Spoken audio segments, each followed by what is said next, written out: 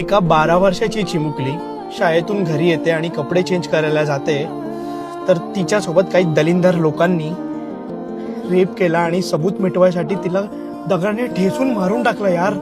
ही गोष्ट आहे वर्धेची, जेव्हा आई बाबा शेतीवर काम करायला जातात आणि ती बिचारी 12 वर्षाची मुलगी शाळेतून घरी येते आणि काही दलिंदर लोकांची तिच्यावर नजर जाते की घरी कोणीच नाही, ती आपली घरी कपडे चेंज करायला जाते, तर काही भिकारचोट लोकांनी तिच्यावर रेप केला यार. तिचा बलात्कार करून सबूत मिटवण्यासाठी तिला दगडाने ठेचून मारून टाकला यार. आणि दुर्दैवाची गोष्ट अशी की त्या फॅमिलीला आज प्रोटेस्ट करावं लागत आहे त्यांच्या मुलीचा न्यायासाठी.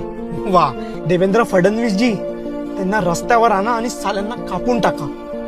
असं वेस्ट बेंगॉल मध्ये सगळ्या लोकांनी त्या माणसाला मारलं होतं ना, तसा न्याय पाहिजे साहेब. आधी या बलात्कारांना कठोर शिक्षा द्या आणि अपेक्षा करतो साहेब की तुम्ही जास्त वेळ नाही लावणार.